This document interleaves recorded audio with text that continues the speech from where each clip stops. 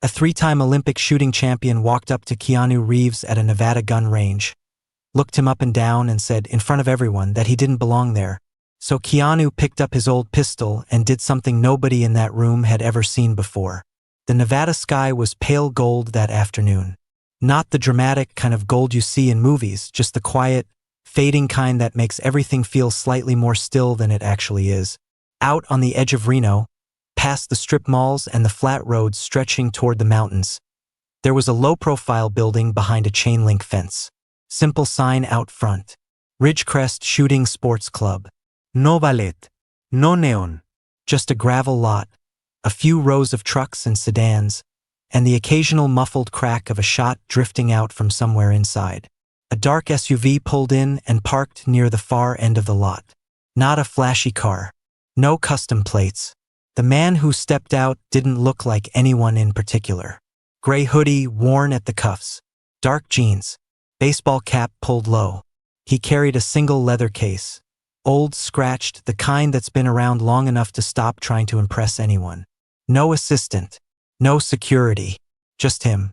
Keanu Reeves had been a member at Ridgecrest for several years. Long before John Wick made his name something people said with a certain reverence. He'd signed up quietly, paid his dues like everyone else, and shown up on Saturday afternoons whenever his schedule allowed. The staff knew him. A handful of regulars knew him. Nobody made a fuss, and that arrangement suited everyone perfectly, especially him. Inside, Denny was at the front desk. Mid-20s, easy smile, the kind of guy who taps his pen against the counter when things are slow. He looked up and nodded. "Hey, good to see you." "You too," Keanu said, sliding his membership card across the counter. Denny ran it through, handed it back, then leaned forward slightly. "Heads up. It's a little busier than usual today. Marcus Holt is here, doing a private demonstration for some new premium members." Keanu glanced up. The Olympic shooter? Three-time champion. Been here since noon. Denny paused. "Main range is open, though. Lane 10's free if you want the quiet end. Lane 10 is perfect." He walked through the side corridor toward the outdoor range. Through the glass doors, he could already hear it. Applause, laughter, the clean, sharp crack of precision shots. Someone putting on a show. An audience enjoying it. Keanu turned the other direction. Lane 10 was at the far corner of the main range, separated from the VIP section by a long stretch of fence and a row of storage units. Most people passed it over. Keanu had always liked it for exactly that reason. He set his case on the bench, opened it. Inside, in foam padding shaped by years of use, was a standard pistol. Nothing custom. Nothing competition grade. The same firearm he'd owned since his 20s. Maintained carefully but never upgraded for show. He loaded it, set up his target, and began. No audience. No performance. Just the breath, the pause, the pull. The reset. For a man whose entire professional life happened in front of other people, this was one of the few places where none of that existed. He wasn't anyone here. He was just a guy shooting at a target on a Saturday afternoon, and that was enough. He'd been at it about 20 minutes when the noise from the VIP range swelled. A long, sustained round of applause rolling across the property. Then voices, footsteps, the particular energy of a group that's feeling good about itself. Keanu kept his focus on the target. He heard them before he saw them. 3 men coming along the walkway that connected the VIP section to the main building. He noticed them the way you notice movement at the edge of your vision without choosing to look. The man in the center was Marcus Holt. Even from a distance, he was recognizable by the way he moved, the unhurried confidence of someone who has been the most accomplished person in most rooms for a very long time. Early 40s, well-built, wearing a branded athletic polo and a jacket with sponsor patches across the shoulders. His shooting bag was custom embroidered, the kind built specifically for competitive athletes. On his wrist, a watch that communicated its price before he said a word. The man on his left was Royce, late 40s, the relaxed posture of someone accustomed to being deferred to, wearing an open-collar shirt under a blazer that was trying to look casual and not quite getting there. The third man, Brett, was broader, louder. The kind of person who amplifies whatever energy is already in the room. They were heading toward the club building when Royce's eyes drifted down the main range, moving past the middle lanes, landing on lane 10. He slowed down. Keanu was mid-sequence, focused on the target. Royce stopped. Brett stopped beside him. Marcus took a few more steps before he noticed and turned back. "What?" Marcus asked. Royce tilted his head toward lane 10. He didn't lower his voice. "Look at that. They'll let anyone in here, I guess." Brett made a sound that was halfway between a laugh and an agreement. Marcus looked at Keanu, at the worn case, the plain clothing, the unremarkable pistol, and said nothing. But he didn't walk away either. Keanu finished his sequence, lowered the pistol, began to reload. He'd heard what Royce said. He chose not to respond. That silence, measured, unbothered, seemed to irritate Royce more than any reply would have. Brett leaned toward Royce, loud enough that it wasn't really a private comment. Wait, is that Keanu Reeves?" Keanu set down the pistol and turned. "Yeah," he said simply. Royce's expression shifted into something that was technically a smile. "Keanu Reeves. I figured you only held a gun when someone yelled action." Keanu looked at him for a moment, then turned back to the range without answering. It was a small gesture, a quiet return of attention to the thing that actually mattered, which was precisely why it didn't work on Royce. People like Royce aren't discouraged by being ignored. They're provoked by it. "I'm serious," Royce said, the humor in his tone giving way to something with more edge. "Hollywood guys come out here sometimes, try to look the part. But there's a difference between handling props on a set and shooting for real. I think everyone here knows that." A woman's voice cut through from 2 lanes over. Clear, unhurried. "Royce." Lorraine had been at lane 8 since before any of them arrived. She was in her early 60s, silver-haired, wearing a faded canvas shooting vest over a plain flannel shirt. The kind of person whose stillness carries more weight than most people's volume. She set her rifle down on the rest and looked at Royce with the patience of someone who has outlasted many people like him. "He's been a member here longer than your guest pass has been active," she said. "Watch him shoot before you offer your opinion on what he knows." Royce glanced at her with mild amusement. "I'm sure he's very talented. For a movie star." "That's not what I said," Lorraine replied. She picked up her rifle and went back to her own lane. The gesture communicated more confidence than if she'd kept arguing. Royce turned back to Keanu. "Here's what I actually think," he said. "A place like this has a standard. You've got people who trained for years, competed seriously, earned their place through real skill. Then you've got people who show up because they can afford the membership fee." He let that sit. "Those are 2 different things. Everybody here knows which is which." The range had grown noticeably quieter. A few shooters had stopped what they were doing. Not overtly, nobody turned and stared, but the kind of stillness that settles when something shifts and everyone feels it. Marcus hadn't moved. He was watching with the focused attention of someone taking the measure of a situation. He hadn't said any of what Royce had said, but he hadn't stepped in front of it either. In its own quiet way, that was already a choice. Keanu stood at lane 10, his pistol resting on the bench. When he spoke, his voice was low and steady, without heat behind it. "I've been coming here for years," he said. "I come because I like to shoot. That's all I've ever been here for." He looked at Royce directly. "If you have something real to say, say it." By the time Royce answered, the crowd had found them. Word travels fast in a building like that. Shooters from the center lanes had drifted over. A few of Marcus's VIP guests had followed out of curiosity. 30, maybe 35 people now standing along the walkway.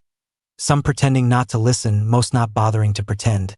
Brett stepped forward, his voice carrying the confidence of a man who has an audience now. Holding a gun on a film set and holding one under real pressure, those are completely different things. One has a director, a reset button, 40 takes to get it right. The other doesn't. He looked around at the people nearby. "We've all seen the movies. Looks great on screen. That's not the same as being able to shoot. A few people shifted uncomfortably. Not because they disagreed, some of them probably didn't, but because the tone had moved past observation into something designed to diminish, and most people can feel that distinction even when they can't name it. Marcus stepped forward. His voice was measured, but the edge in it was real. I'll be straight with you. I respect what you do. But filming has choreographers, camera angles, the ability to cut and start over. Out here, it's just you, the target, and whatever you actually know. I've spent 20 years building that. I've stood on Olympic platforms in front of the world and delivered under pressure that most people will never come close to. He paused. So when I ask if you can actually shoot, I mean shoot for real with people watching, that's not an insult. It's an honest question. Keanu had listened without interrupting. When Marcus finished, he looked at him steadily. Then ask it, he said. Something about that response shifted the air. A few people exchanged glances. Royce moved in before Marcus could respond. He'd been waiting for exactly this. Fine. The two of you, right now. 30 yards, 6 rounds each. Everyone here sees exactly who can shoot and who can't. He let a beat pass. And since we're being honest, if you lose, you cancel your membership and walk away from this club. Because if you can't hold your own here, you don't belong here. The crowd went still. Not politely still. The held breath kind. Lorraine set her rifle down again. That's not a competition. That's an eviction dressed up as one. Brett turned toward her with a dismissive wave. Nobody asked for your opinion, ma'am. Stay out of this. Several people in the crowd stiffened visibly. Lorraine didn't raise her voice, didn't change her expression. She simply looked at Brett with the kind of absolute stillness that makes certain people feel much smaller than they did a moment before. Then she said nothing further. She didn't need to.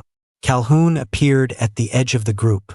The rangemaster, broad-shouldered, early 60s, weathered face, the unhurried manner of a man who has seen enough situations to know which ones need intervention and which ones need a steady hand. He stepped forward without urgency, but the space cleared around him naturally. If there's a competition on this range, it runs by club rules. I set up the targets, I verify the results, I call the scores. No exceptions. He looked at Royce evenly. Membership standing is not a condition of any competition held here. That's not how this club works. Royce looked like he wanted to push back. Something in Calhoun's expression, not aggressive, just entirely unmovable, persuaded him otherwise. He gave a small shrug, the gesture of a man pretending he hadn't just been overruled. Marcus looked at Keanu. So, do you want to shoot or not? Keanu picked up his pistol, checked it once with that same unhurried routine, set it back down. I'll shoot, he said, but not at 30 yards. Marcus raised an eyebrow. 60 yards, Keanu said. The ripple moved through the crowd before Marcus could respond. A few sharp exhales. Someone near the back said something under their breath. The person beside them nodded slowly. Brett made a short, disbelieving sound. 60 yards? With a pistol. That's fine, Marcus said, cutting him off. His voice was steady, but something behind his eyes recalibrated. Quickly, quietly, the way a competitor adjusts when the conditions shift unexpectedly. He was a 3-time Olympic champion. He was not going to show hesitation because an actor had named a longer distance. 60 yards it is. Royce spread his hands slightly, as if the whole thing were still going according to plan. Even better. More room to see the difference. Calhoun looked at Keanu. You're certain? Yes, sir.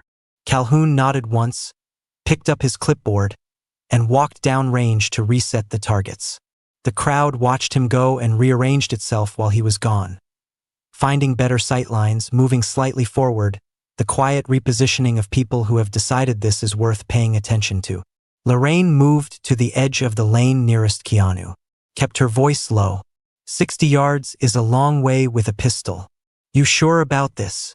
He looked at her. Same expression he'd had since the moment all of this started. Composed, without the performance of composure. I'm sure, he said quietly. Thank you, Lorraine. She studied him for a moment, then gave a small nod and stepped back. Down the range, Calhoun finished positioning the new targets, turned, and walked back at the same even pace. Fresh targets at 60 yards. 6 rounds each, shot in sequence. I'll verify the results personally. He looked at Marcus. Mr. Holt, you won the coin toss. First or second? Marcus didn't hesitate. First, he said. I'll show him how it's done. Marcus Holt walked to the firing line the way champions do. No ceremony. No visible nerves. The quiet confidence of someone who has done the thing so many times that the doing of it has become its own kind of home. He drew his competition pistol, precision-engineered, balanced to fractions, the grip shaped specifically to his hand after decades of use. He checked it methodically, loaded without hurry, stepped to the line. The range went completely quiet. Marcus raised the pistol. Textbook stance, feet shoulder width, weight forward, arm extended with 20 years of controlled precision behind it. For a man who had stood on Olympic platforms in front of thousands, 35 people at a Nevada shooting club wasn't pressure. It was just another room. 6 rounds. Clean, metronomic.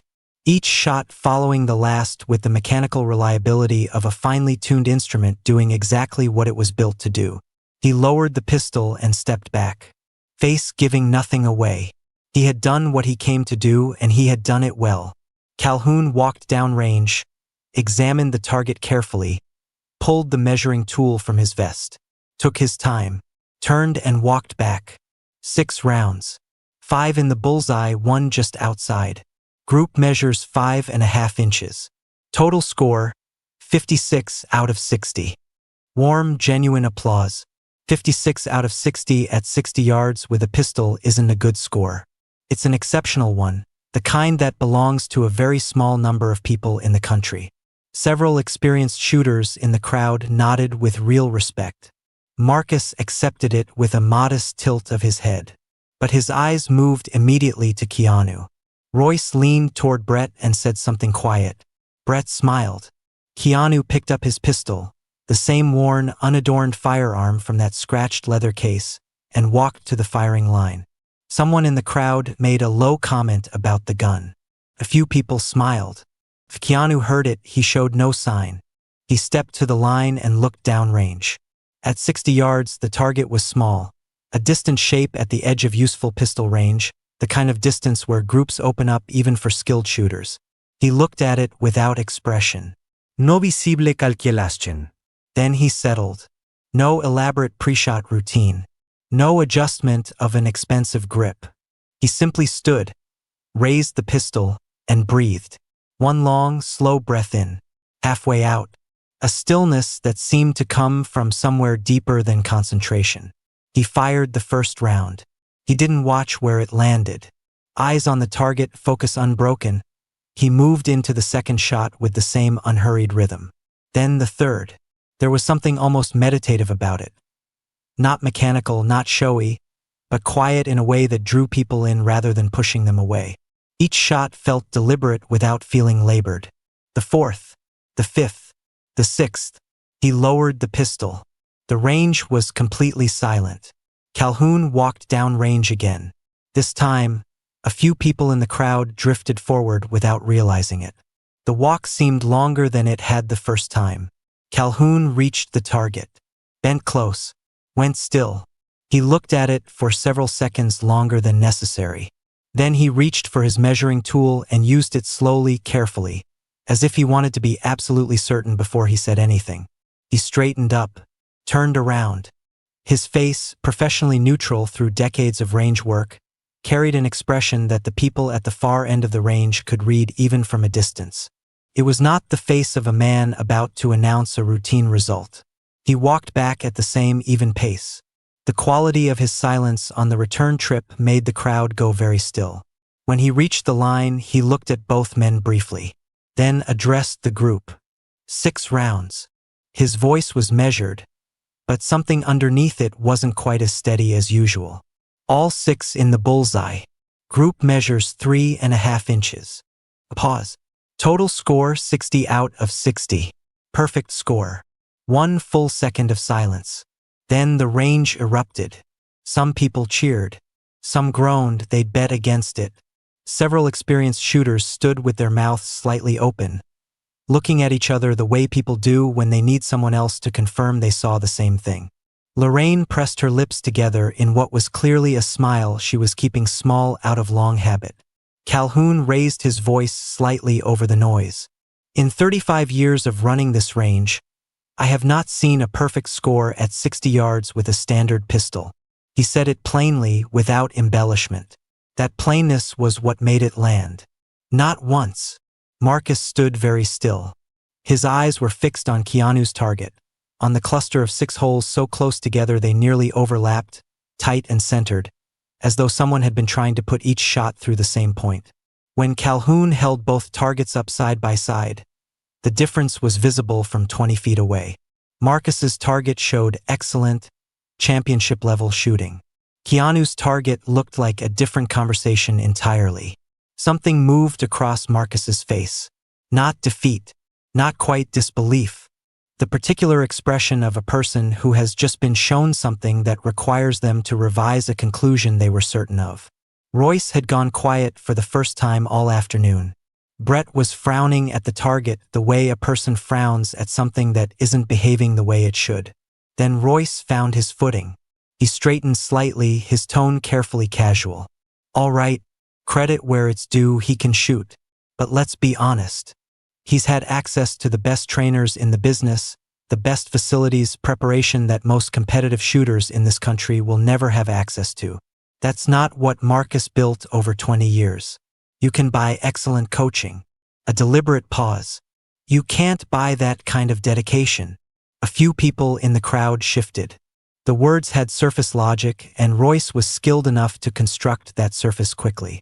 But Marcus wasn't nodding. He was looking at the ground, jaw set. The expression on his face wasn't the expression of a man being defended. It was the expression of a man hearing something attributed to him that he didn't put his name on. Royce kept going. What I'm saying is the optics here don't tell the whole. Royce. Marcus's voice wasn't loud.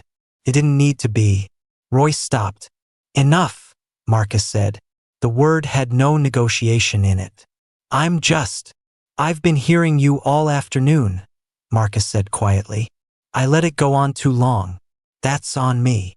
The crowd went absolutely still. That moment, Marcus stepping away from Royce, in front of everyone, was the thing nobody had predicted. A voice came from the back of the crowd. Unhurried. The kind of voice that doesn't need volume to carry. May I say something? Everyone turned. The man who stepped forward was in his early 70s, white-haired, straight-backed, the posture of someone for whom military bearing had long since simply become the way he stood. Plain civilian clothes, a cup of coffee in one hand. He had apparently been in the club's back lounge when the commotion pulled him out. Calhoun recognized him immediately. Colonel Whitmore. The man nodded at Calhoun, then looked at Keanu directly. I've seen you here before. You're usually in the far lane. You don't talk much. That's right, Keanu said. Whitmore turned to the group. I spent 30 years in the military, the last several overseeing marksmanship training programs within the armed services and in certain specialized civilian contexts. I know what serious firearms training looks like and what it produces. He looked at Royce. What you just described, buying access to good coaching, is exactly what serious athletes and serious professionals do. It is how skill gets built. The idea that training only counts when it comes through one specific channel and not another isn't a principle. It's a preference dressed up as one. He paused, steady, unhurried. What I can tell you is that the training Keanu Reeves undertook, not for appearances, not for a promotional clip, but because he wanted to genuinely understand the craft, was the kind of training that military professionals respect. The result you just saw on that target is not an accident. And it is not a production. His voice stayed level. The difference between someone who is genuinely skilled and someone who only wants to be seen as superior is visible, eventually, to everyone in the room. Today, it was visible at 60 yards. The crowd was completely still. Royce stood with his weight shifted back, expression working hard to look unbothered. The room had turned and he could feel it. Whitmore stepped back without waiting for a response. Everyone looked at Keanu. He'd been standing at the firing line since the score was announced. Pistol at rest. Posture unchanged. He hadn't smiled when the crowd erupted. Hadn't looked at Royce with any particular expression. He'd simply stood there the way he'd stood through the entire afternoon, present without performing it. Now he set the pistol down and turned to face the group. He looked at Royce first. When he spoke, his voice was low. No triumph behind it. "I didn't come here to prove anything to you," he said. "I came because I like to shoot. I've been coming here for years for exactly that reason. Nothing about today changed that." Then he looked at Marcus. "You shot 56 out of 60 at 60 yards. That's not a number you stumble into. That's 20 years of real work. I have a lot of respect for that. No edge, no hidden point, just a straight acknowledgement." Marcus hadn't been prepared for that. He'd been ready for anger, for gloating, for the particular satisfaction that winners sometimes wear like a second face. This was something different entirely. Something shifted behind his eyes. He walked toward Keanu, not quickly, not with any announcement, just steadily, the way a person moves when they've made a decision they're no longer second-guessing. He extended his hand. "I owe you an apology," he said. "Not because I lost. Because I stood here and let people speak on my behalf in ways I wouldn't have spoken for myself. I should have stopped it earlier. That's on me." Keanu took his hand and shook it. "I let the wrong things drive me today," Marcus said, quieter now. "I walked in here like being a champion meant I was owed something. It doesn't. It never did. You're one of the best shooters I've ever seen compete," Keanu said. "That's real. Nothing today changes that." Marcus nodded. Something eased in the set of his shoulders. "You want to shoot together sometime? Not a competition. Just shoot." "Yeah," Keanu said simply. "I'd like that." Calhoun had been watching from the side. He stepped forward, the same measured tone he used for everything. Range instructions, whether the announcement of scores. No particular anger in it. "This club has a code of conduct. It's posted at the entrance, it's in the membership agreement, and it applies to everyone regardless of tier. What happened on this range today, the manner in which another member was addressed, repeatedly after being asked to stop, is a violation of that code." He looked at Royce. "Your membership is being revoked, effective today. Brett, yours as well. Denny will process the paperwork at the front desk." Royce stared at him.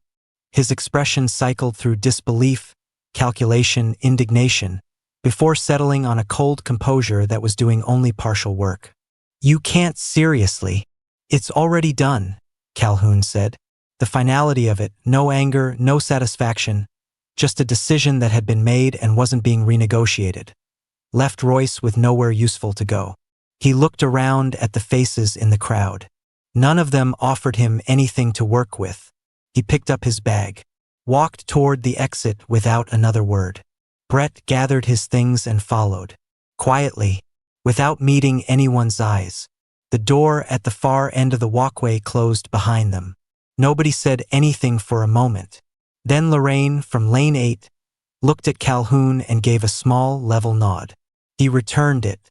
Colonel Whitmore moved toward a small group of younger members who had been watching the afternoon with the focused attention of people filing things away. He didn't make a speech. He spoke the way a person thinks out loud. "What happened here today happens everywhere," he said. "All the time. Usually without target evidence to settle it cleanly. Someone shows up without the right credentials, without the right equipment, without the right associations. And someone else decides on that basis alone that he doesn't belong. Before he's done a single thing." He glanced toward the exit, then back. "Talent doesn't announce itself in advance. It doesn't dress a certain way or arrive with the right people. If you've already decided what someone is worth before you've seen what they can do, you're not evaluating. You're just confirming what you already thought." He set his coffee cup down on a nearby shelf. "That's not a small error. It's the kind that follows you." The young members listened with the focused quiet of people who are actually hearing something, not just waiting for it to be over. Keanu stood nearby, taking it in the way he'd taken in most of the afternoon, attentively without inserting himself into it. When Whitmore finished, the older man caught his eye and gave a small nod, the kind that carries more than its size suggests. Keanu nodded back. The story left Ridgecrest the way most true things do, not all at once, but carried out in pieces by the people who'd been there. By that evening, members were telling it to people who hadn't been present. By the following week, it had reached the broader shooting community in Nevada. A small sporting publication picked it up. Then someone shared it outside that world, and it moved the way things move when they touch something people recognize. A journalist eventually reached Keanu through his publicist. "I went to the range to practice," he said. "That's all I was there for. Anything else, I'd rather leave at the range." The journalist pressed. Had he wanted to prove something? "I went because I like to shoot. I've been saying that since the beginning." No follow-up. No social media post. No carefully managed narrative. For a person whose name was attached to one of the most successful film franchises in recent years, the silence was, in its own way, more striking than anything he could have said. Marcus Holt wasn't seen publicly for several weeks after Ridgecrest. He declined media requests, didn't post, didn't issue a statement. For a champion accustomed to a certain level of visibility, the quiet was noticeable to those paying attention. Calhoun found out what Marcus was actually doing the way he found out most things, not through searching, but because someone mentioned it in passing, the way you mention something you assume the other person already knows. A friend who ran a community center on the outskirts of Reno. Marcus had been coming in on Saturday mornings. Set up a portable target stand in the parking lot with a small table of basic equipment. Teaching kids to shoot, teenagers mostly, from families for whom a membership at a place like Ridgecrest wasn't a realistic conversation. He hadn't announced it. No camera crew. He'd simply shown up, Saturday after Saturday, and taught. Calhoun told Keanu about it the next time he came in. Keanu listened without saying much. When Calhoun finished, there was a short silence. Does he need anything? Calhoun thought about it. Probably some basic equipment. The kids are sharing what he brought. I'll take care of it. He didn't make a production of it. A few weeks later, a modest shipment arrived at the community center: ear protection, basic targets, a few entry-level pistols for beginner instruction. The note had no letterhead. It said only, "For the Saturday program. Keep going." Marcus recognized the handwriting from the range log at Ridgecrest.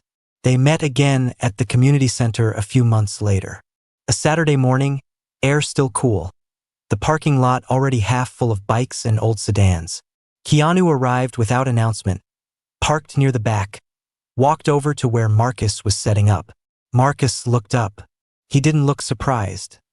More like a man who had half expected something and is finding it turned out to be the better half. "You didn't have to come," Marcus said. "I know," Keanu said. They shook hands the way people do when the handshake means something real. Then they got to work. Keanu spent the morning beside a 14-year-old named Darius who was struggling with his grip, patiently adjusting, demonstrating, adjusting again, with the same unhurried attention he brought to everything. Marcus worked with a group of older teenagers on the other side of the lot, his Olympic-level technique broken down into the smallest possible pieces, made accessible rather than impressive. At no point did anyone in that parking lot take a photograph. Back at Ridgecrest, the changes were quieter but lasting. The club's new training room opened in early winter. Calhoun had proposed the name to the board without consulting Colonel Whitmore first. Whitmore found out when he came in one Saturday and saw the small brass plate beside the door. Whitmore Training Hall. He stood in front of it for a long moment, then walked inside without saying anything, found a seat near the window, and watched a group of new members working through their first supervised session. After a while, he took out a small notepad and began writing suggestions for the curriculum based on what he was observing. He left the notepad on Calhoun's desk before he left. Lorraine became the informal coordinator of the club's new junior membership program, a structured pathway for younger shooters the club had talked about for years without ever quite organizing. She put it together, working with Calhoun and a small group of senior members, building something genuinely accessible rather than nominally so. She didn't seek credit for it. Most people didn't know to give it to her. That suited her entirely. Some months after all of this, Keanu came in on a Saturday afternoon as he had been doing for years, signed the log, nodded to Denny, walked through the corridor to the main range. As he passed the training hall, he could hear Lorraine's voice inside, calm, instructive, and the focused quiet of people paying attention. He settled into lane 10, opened his case, checked his pistol in the sequence that had never changed, and began. Near the end of the afternoon, a new member appeared at the far end of the range. Young, mid-20s, looking around with the slightly uncertain expression of someone who doesn't yet know how a place works. He drifted toward a senior member named Walt, who had been coming to Ridgecrest for 15 years, and was the kind of person who notices when someone needs a quiet word of orientation. The young man glanced down toward lane 10. The man in the gray hoodie was shooting with a focus and stillness that even a newcomer could recognize as something beyond ordinary. "Who's that?" he asked, keeping his voice low. Walt looked down the lane. "Long timer," he said. "Been coming here for years. Shows up on Saturdays mostly. Keeps to himself." The young man watched another moment. "Is he a competitive shooter?" Walt considered it. "I think he just likes to shoot," he said.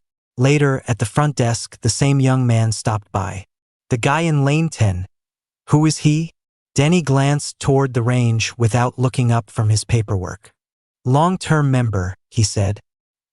"He's here most Saturdays." The young man nodded, satisfied with that, and moved on.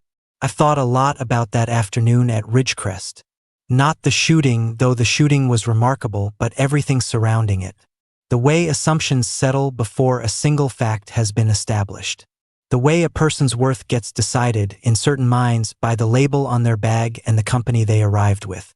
What stayed with me about Keanu wasn't the perfect score. It was what he did with it. He didn't argue when Royce dismissed him. He didn't perform indignation.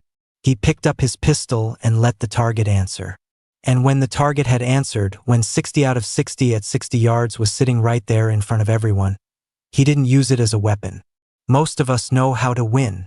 Far fewer know what to do with a win gracefully, and then simply let it go. Marcus Holt is the more complicated figure in this story, and that's worth sitting with rather than simplifying. He wasn't a villain. He was a person who let the wrong voices speak louder than his own better judgment, and who had enough character when it actually counted to recognize that and do something real about it. Not a statement. Not an apology posted online. Parking lot on a Saturday morning. A portable target stand. A group of kids who'd never been offered this before, showing up week after week to learn from a 3-time Olympic champion who had quietly decided this was where his time belonged. That's the kind of apology that means something. Royce and Brett walked out of Ridgecrest that afternoon, and as far as the story is concerned, that's where their part of it ends. No dramatic transformation. No reckoning. Some people simply leave and find another room where the same behavior is tolerated. The value of a community that holds a standard isn't that it changes everyone who walks through the door. It's that it knows, calmly and without theater, what it will and will not allow. Calhoun understood that. He always had. And Colonel Whitmore said the thing the whole afternoon was quietly building toward, that the instinct to rank people before you've seen what they can do isn't just unkind. It's inaccurate. Costs you the truth of what's standing right in front of you. On a range that shows up on a target at 60 yards. Everywhere else it shows up in ways that are harder to measure but no less real. The target from that afternoon, 60 out of 60 at 60 yards, was rolled up and dropped in the range's recycling bin at the end of the day. The way all the targets were. What remained was something else.